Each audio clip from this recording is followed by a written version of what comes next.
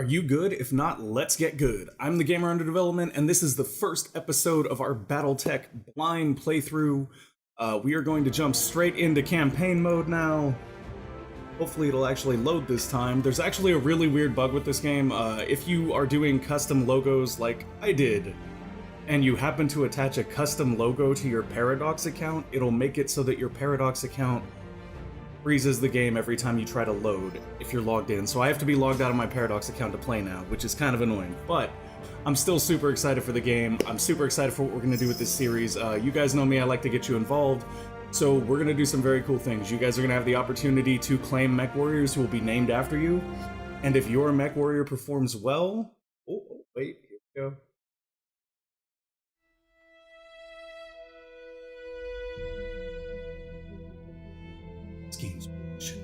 Dun, dun, dun. I am Kamea of House Arano, High Lady of the Oregon Reach, Protector of Coromadir, and the Sword of Restoration. But I am not a hero, no matter what the stories say. A hero would have sacrificed more, compromised less. Word. A hero would have done better. Word. You know this, of course. You were there. Oh, I love this already, guys. To tell me guys. Stories about the ancient times, about the Star League, a golden age of prosperity, upheld by the great MechWarriors of old, guardians of the innocent, protectors of the peace. I always dreamed. Dude, I wonder if that's supposed to be. No, Alexander Kerensky was balding. I was too young to see the truth of things. After all, it wasn't heroism or a noble cause that won me the throne. It was us It was badasses. hiring a mercenary, skilled enough, perhaps ruthless enough, to carry the day. Hiring you. Ruthless enough. That'll be up to you I guys. still don't know if you fought for honor or for the thrill of it, for belief in my cause, or just in my money. But whether it was your noble heart or mercenary mind, your actions gave us hope. That makes you a hero in the eyes of history. Whether you believe it, Oops. that's up to you.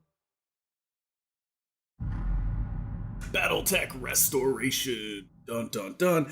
Anyways, so you guys will be able to claim MechWarriors, and at the end of each episode, we will declare one of the MechWarriors an MVP. Whichever MechWarrior was the MVP, their YouTube sponsor will be able to select our mission for the next episode, as well as the focus of our negotiations on that mission, whether we want C-bills, reputation, or scrap. Alright, welcome to the Oregon Reach. Oregon! Hey, look, it's endless. Anyway, the Oregon Reach is a small kingdom in the rimward periphery, a region of space that lies at the outskirts of the more densely colonized inner sphere. It is home to the Oregon Coalition, a federation organized around a parliamentary monarchy and ruled by the Arano family. For 3 generations, under the rule of House Arano, the Oregon Coalition has remained a relatively peaceful corner of the periphery. It is here your story begins. Alright, so decades ago your family came to the Reach from... We get to select all of these. Here's the deal, guys. I'm a BattleTech lore nut, so I'm not going to tell you the whole origins of our little mercenary outfit. What I'm going to do is I'm going to pick some things, I'm going to read them off, and then throughout the series I plan on dropping little lore hints and clues, and you guys can try to piece together the story from that. I'm entirely inspired on that by Dark Souls, so we're going to try to do that kind of thing. Anyways, so the Deep Periphery is the option we're going to pick. I'm not going to read all of them. For the Deep Periphery, it reads, MechWarriors that hail from the Deep Periphery are rare, but even rarer is the MechWarrior who will admit to such an origin. Beyond the outermost edges of the periphery lie depths of space that remain uncharted and unknown to most of human civilization. Little is known about these regions, but they are far from uninhabited. The Deep Periphery is littered with abandoned colonies and small outposts, isolated from the rest of humanity. After the fall of the Star League, General Alexander Kerensky led the remnants of the Star League Defense Force into the Deep Periphery, disappearing from the Inner Sphere and from recorded history. Kerensky shall return! Okay, anyway, let's move forward.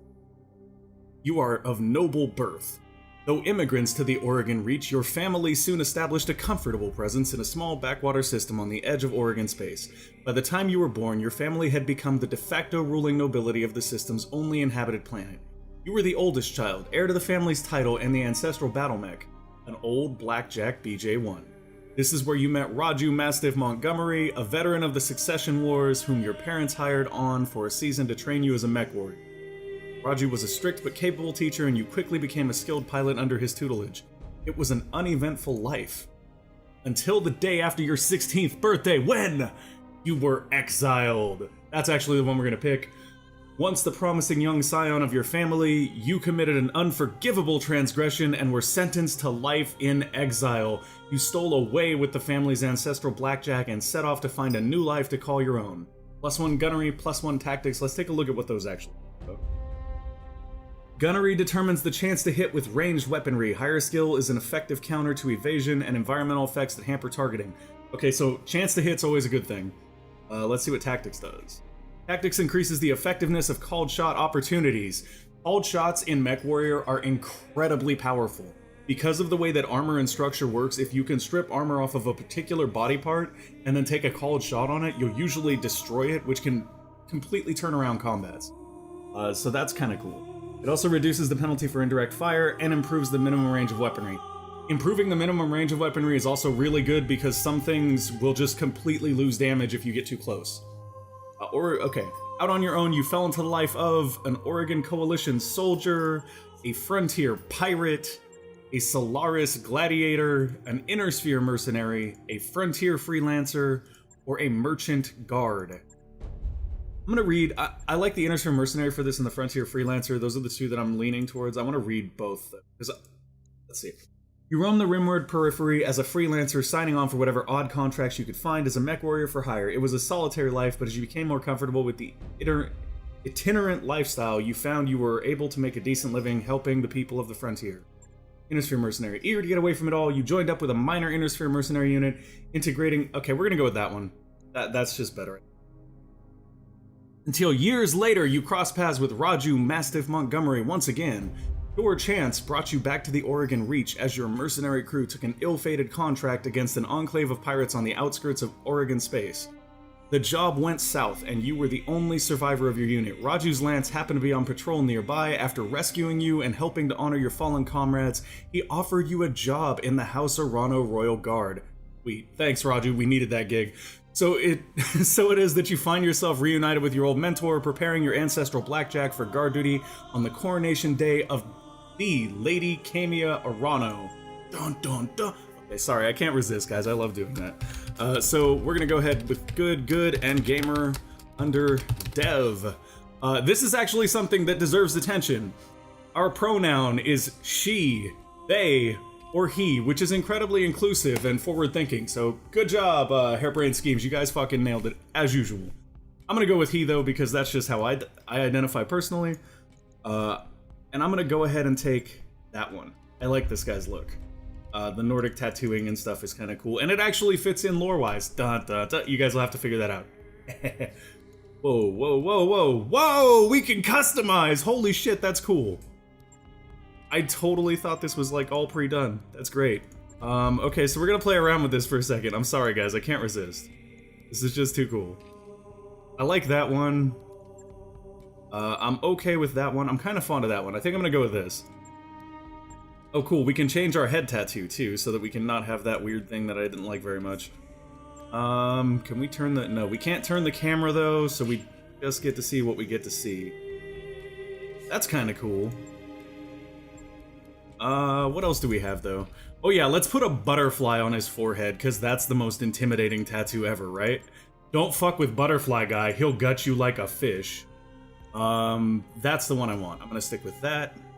Scar is fine. Hairstyle, play with a little bit if we want to. Maybe they'll have something that resembles mine. Where's the big curly There we go. There we go. That's what my hair would look like longer. We'll go with that. Eyebrows are fine. Facial hair is fine. Expression. Oh, that's cool. Actually, I'm gonna take the hairstyle back a notch. We're gonna go back to a shorter hairstyle, because that's more fitting for where I'm at right now anyway. And then we'll go ahead and play with the expression a little, because I kind of like that. Dude, he looks like deer in the headlights. Deer in the headlights. No, we're not gonna do that. We're not gonna be deer in the headlights. That's better right there. Give him a clear look. What's the camera do? Oh shit, we can turn it. That's kind of cool. Okay. I like that. That's kind of cool. I can live with that. Hair roots are fine. Hair tips are fine. Yeah, this is all good. I'm just gonna leave all that because I don't want to spend too much time doing this. I'm gonna do a 30-minute episode every episode, and I'm gonna try to do 2 episodes a week. So let's jump in now. We've confirmed all of our setup. We're good to go. I'm guessing it's another cutscene here. Come on. Yes, it is. The High Lord Tamati Arano II is dead. The Oregon Reach is left at an uncertain crossroads. Once prosperous, it is now a kingdom in decline, surrounded by powerful neighbors. That's dangerous in the inner. If you have powerful neighbors and you're in decline, you are ripe for the picking. Lord Santiago Espinosa, brother-in-law to the late High Lord, is convinced that the slow-moving Council of Founding Houses must be dissolved. His proposed directive would conscript their house guard and centralize power under a single throne. Not necessarily a bad idea for them. However, the High Lord's heir, the noble lady Camia Arano, is determined to rebuild the Reach without transforming it into an authoritarian state. She refuses to enact her uncle's directive and has rebuked his vehement pleas to reconsider. Hey. On the morning of Lady Arano's ascension to the throne, her loyal captain of the guard, Raju Mastiff Montgomery, makes preparations to escort her safely to the coronation procession that awaits in Cordia City. I can see both ends of that argument. Like, in the world of BattleTech, I hate to say it, but I kind of agree with the uncle. Like, it sounds good to be noble and stuff, but in BattleTech, it's very much like Game of Thrones. If you're weak, people will crush you and they'll take advantage. So I can see where the uncle is coming from. That being said, props to Lady Arano for trying to make a better society. You know what they say, though? The road to hell is paved with good intentions. Prepping for combat! Here we go, guys. This is gonna be great. I'm so excited. We're gonna be starting a new segment, too, once we get in the game, and it's something I thought of last night that's kind of cool. So, like, gamers don't read the instruction manual. Nobody does. What we do, though, is we check out the UI and we infer what we can from that. So we're gonna do a new segment that I like to call Reading the Instruction Manual. But we'll do that in a second. Oh, okay. Move the mouse to the edge of the screen or use WASD to move the camera. Yes, sir. Use Q or E to rotate. Gotcha. Okay, so it hasn't given us the interface yet. That's what I'm waiting for. Okay, good. I had the Espinosa refit yards rush the repairs on your Blackjack. Looks like it's all in one piece, but we should run some diagnostics on it just to be sure. Standard field test, you know the drill. More importantly, though, I want to tell you more about the job I brought you out here to do. Now do me a favor and get that BattleMech moving. Let's see if there are any kinks in the actuators. Sounds good. Okay, so this is what I want right here.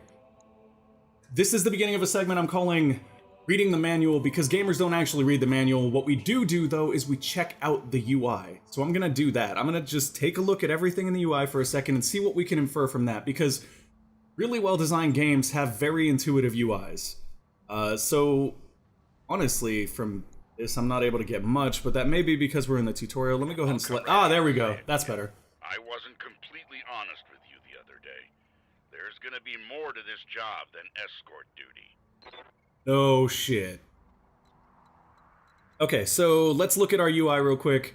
I'm guessing this up here is our turn counter, but I'm not entirely sure but what the 3, 2, and 1 mean. I don't know what this 3 means right here. I think that when you mouse over this, it should give some indicator. What the fuck does... Oh, okay, because I'm acting in phase 3. Is that what that is? Maybe that's because I'm acting in phase 3. I don't know. So we've got what looks like an attack button, a move button. We can't see what any of these do. Okay, so we're not actually going to be able to look at this as well as I'd like to. Maybe we'll do it a little bit later. Sorry guys, I thought it would be cool to do that, but I don't think we're... Okay, but we can look at this. So when we go to move, we get this reticule, and I'm guessing that these 3 circles are range, because we have a variety of ranged weapons here. FA is, but that's interesting. And then I'm guessing...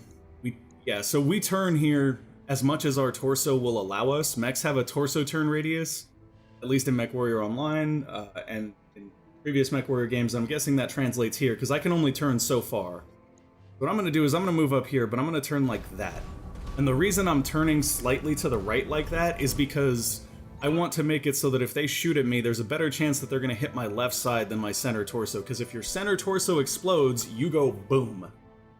Alright, Raju Mastiff Montgomery, I brought you here because there's something wrong in the capital. It's been too quiet since High Lord Tamati's funeral, and I'm worried about Lady Kamia's safety during her coronation procession. Dude, you brought one guy in to stop a coup.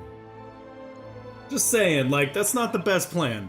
Anyway, looks like your actuator checks out. Let's conduct a weapons test. Target one of those burnt out old urban mechs and open fire. Sounds good. Let's toast an Irby. I can't prove anything, but my gut tells me something's off. And That's always trust their instincts. Oh, here we go. Fire selected weapons at any target within the mech's current firing arc. So we can select and deselect these. Nice. I'm gonna go for the Alpha Strike on that guy.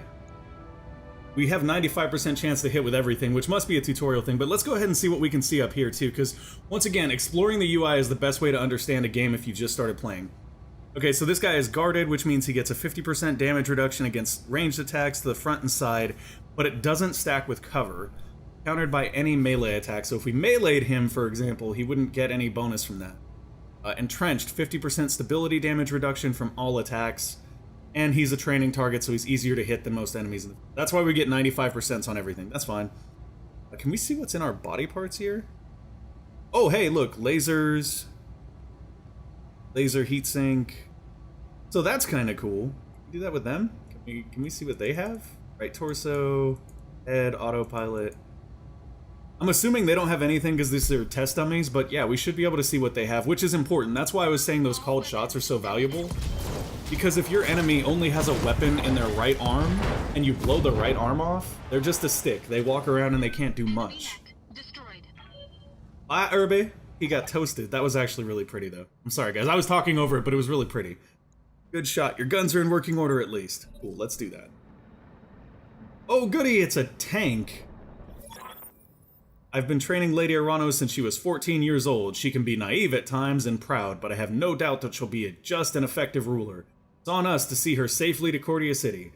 I'll rest easier once she's in the capital with her cousin Victoria by her side. Lady Victoria, well, she's only been training under me for a single season, but she's already shaped herself into one of the strongest MechWarriors I've ever seen. Reminds me a lot of you, truth be told. Okay, so maybe we're special and that's why he thinks we can one-handedly stop a fucking coup. Anyway, we should run a check on your targeting computer. You see that drone over there? The one moving through the tree line? Put some hurt on it for me, and then when it turns, take it out with a rear angle shot. After it's down, we'll keep moving. Kamia's like a daughter to me, and her late father, High Lord Tamati, was a good friend. The voice lines are so good from Raju. I kind of wish the rest of the stuff was voiced, but I mean, it's okay. I understand that with budgeting, they probably couldn't get everything in, but that would have been nice. It just feels weird with him saying everything else to not have him voice the tutorial a little bit. Okay, fire at the target in the forest. Now let's take a look at him. The forest gives him cover, which provides a 25% damage reduction against ranged attacks to the front and side, but it does not stack with guarded. Okay, that's important. And he's weak against melee, but we're not going to be able to melee him because it doesn't want us to move, so we're just going to take a shot at his front. Boom, boom. Doesn't do much because he's sitting in those woods. We get a massive damage reduction. However, it's only his front and side arcs that get a damage reduction, so now that he's turned his back to us... companion to Kamea since they were kids. Aside from you, there's no one I'd rather have by my side in a fight. Yeah, about that. Anyway, guys, I did watch a little bit of the pre-release as Co-Carnage played it. I basically just saw the tutorial, so I kind of know where that's going, but I don't know anything past that. And we are going to shoot him right in the ass.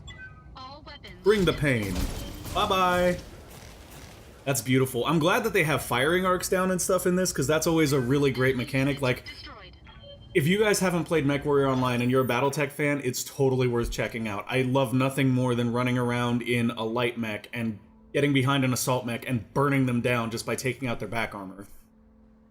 Nice shot. Now, I don't know how familiar you are with Oregon politics, but the Reach was badly shaken by High Lord Tamati's death. It needs a smooth transfer of power, and Kamia belongs on the Cormorant throne.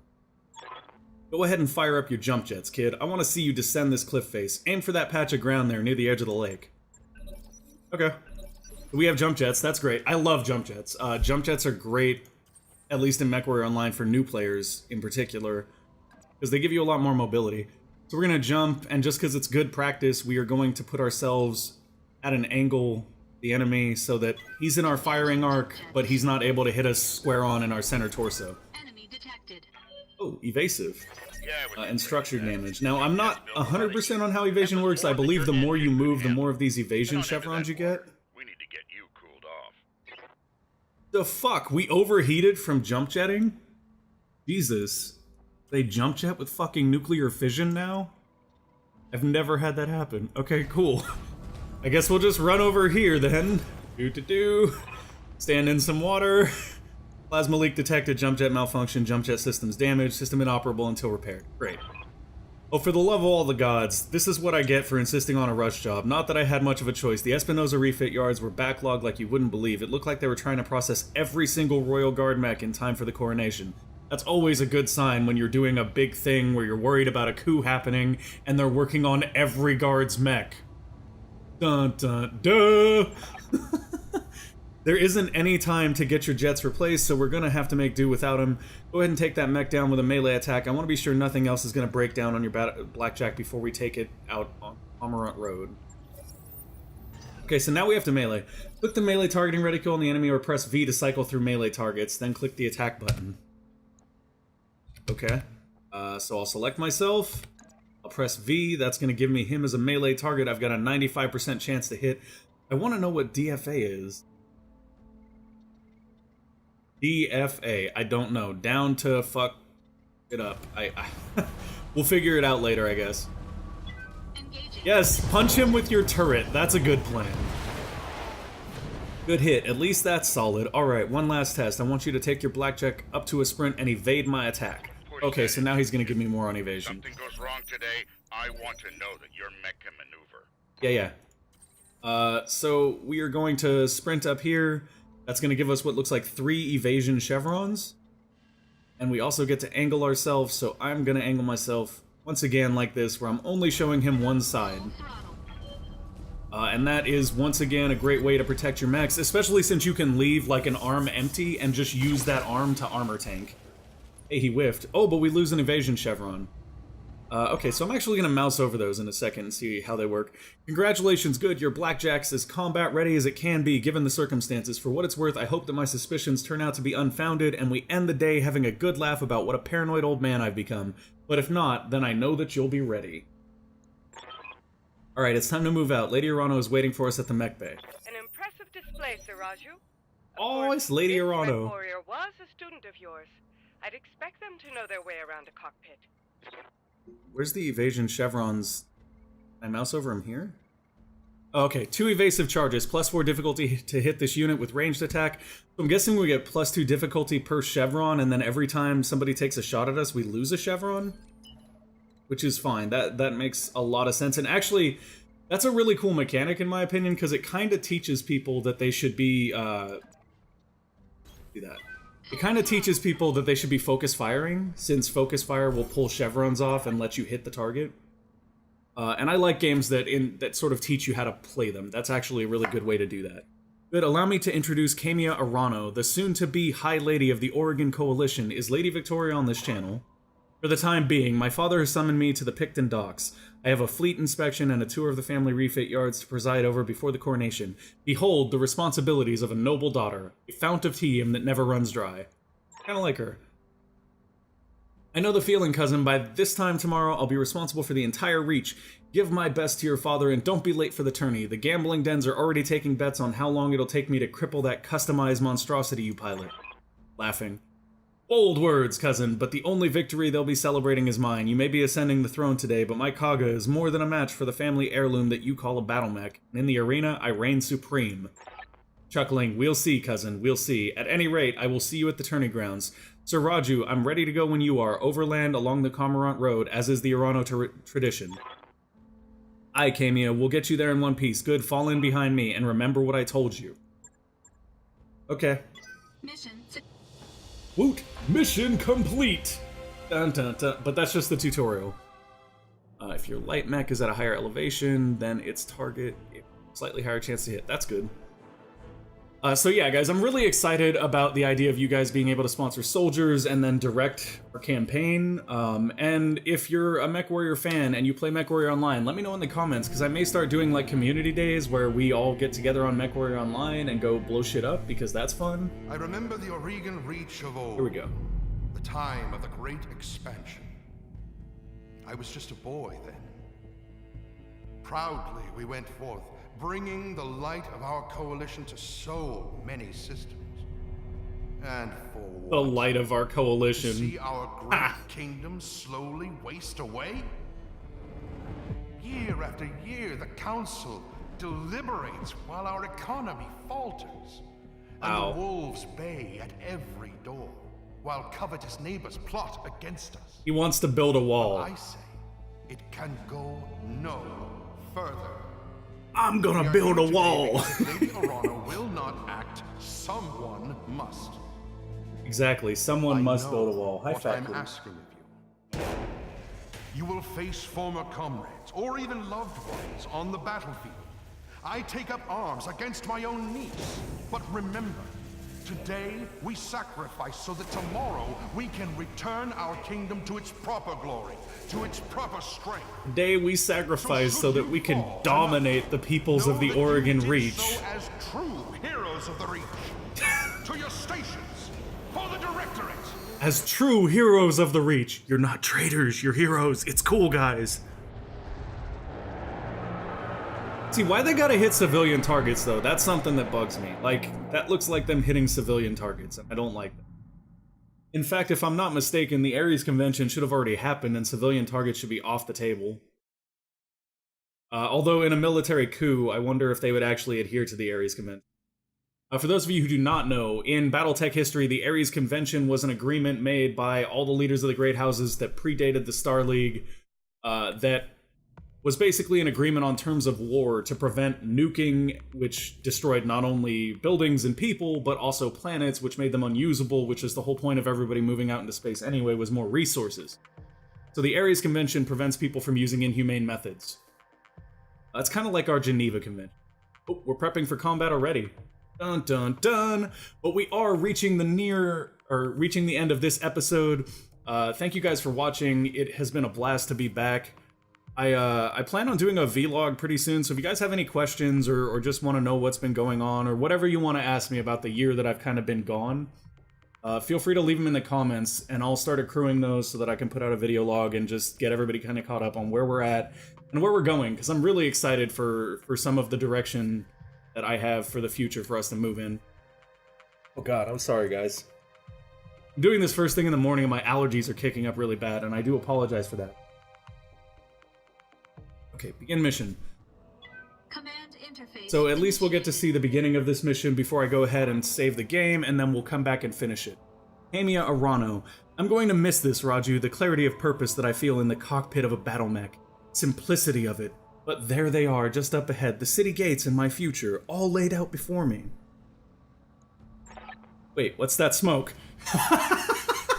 The telltale sign that your future is fucked. Okay, continue.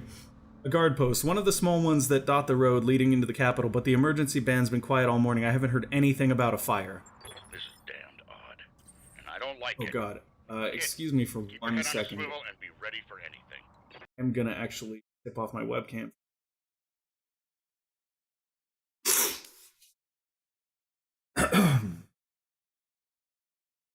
There, sorry about that.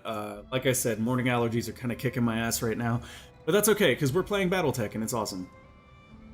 So, if we move our camera up, we can see a couple of BattleMechs up here. And a smoking ruin. Let's go ahead and sprint Mastiff forward as far as we can. And we'll go... What I'm going to do is basically move everybody up and try to reach the point where we talk to these guys, maybe see what's going on, and then I'll go ahead and save, and we'll save the rest for the next episode. Some sort of explosion. Looks recent, too. Do you think it was an accident? No chance. See those scorch marks on the rubble? That's laser fire. We need to get you out of here, Kamia, right now. Yes, I think you're right. There's a patrol of Royal Guard mechs up ahead. We should go to them. Okay, let's do that. Happening here, I won't let it derail your coronation. So Kamia is moving next. She is in a Kintaro, which has I will prove 880 myself worthy armor. of the you've played. 680, 680. So it looks like Kamia is actually our tankiest character, and I don't know if that's because we're escorting her and they wanted her to remain tanky, or I'm moving if she out. just happens to be in a heavier mech. Or maybe we're intended to use her as a tank. Like, I don't know. So maybe they want us to recognize that even though she is the MVP and we're protecting her, she also has the tankiest mech, and we have to use that if we want to do well. Realistically, our mech and Mastiff's mech are not going to take any kind of comparable damage to hers and be okay. They can shred through our armor a lot faster than her. But for the sake of this, we can pretty much just move everyone forward, because we're not in combat yet. And while I am pretty sure that these guys are going to attack us, they're not going to attack us until we talk to them. So we're going to move forward and just try to rendezvous with the Royal Guard, because that's what these guys are. Dude, I don't know. So games like this are really interesting to me, because the reality is, like, is the uncle wrong? Roger. Like, don't get me wrong, I know authoritarian governments are bad, but they also work. There's a reason why they exist, and the reason that they exist is because things get done a lot quicker when only one person has deciding power. When you do this thing where you have a council like they have, it makes everything take longer. It reduces the ability of a group or a kingdom to sort of work on their feet. I'm moving. And I hesitate to say that perhaps he is correct in this case, and they need to get rid of their ruling council. House Arano Guardsmen, hail Mastiff, hail Lady Arano! We were preparing for Lady Arano's coronation parade when we got word of a disturbance along the Cormorant Road. Guard post behind us was attacked. Sir Raju found evidence of laser fire. Is the road behind you clear? Aye, all the way to the southern gate. Lead the way, Sir Raju. We'll fall in behind you and guard your six. That sounds like a bad idea. Tell me something, Guardsman. If the road is clear, why is your battle mech damaged? Oh, you got caught, son? Our mechs are overdue for maintenance, but that isn't important right now. We need to worry about Lady Arano's safety. Now, my lady, if you'll come with us... No, you are lying to us. It's my coronation day. No mech tech would have sent you out for parade duty in that condition. I am your sovereign, sir. You will tell me what happened here. Damn it, girl. We don't have time for this. Take them. Kill the old man and the MechWarrior, but take Lady Arano alive. Fall back, Kamea. Get behind us. Bitches. Bitches everywhere. Train me to counter you. Train me to fight. Oh, they've got a panther. That'll be fun. So that's actually a great example. If you can see his right arm, he has what's called a PPC on his right arm. Now, if we blow that PPC off, that mech will lose a ton of capabilities. And that is something we are going to do next time, because right now, I'm going to go ahead and save the game so that we can wait till our next episode to finish off. We've got about a half an hour of footage. I don't want to take these over a half an hour, even though this tutorial, like, mission, I tried to do it on that. I tried to do it... I'm sorry, I swear I can English. I tried to do it all in one go for the initial recording, and, like, it ended up taking me quite some time, like, over an hour, and I just didn't end up wanting to do that long of a video. So we're going to stop right here, but we will pick back up next Tuesday, because I'm going to try to launch this today. And the plan is to release a video every Tuesday and Thursday. I'm not exactly sure what time I'll be releasing them. I think I'm going to release them at a couple different times and see what the engagement is like so I can figure out the best window to drop them. Thank you all for watching. Please game responsibly. Peace!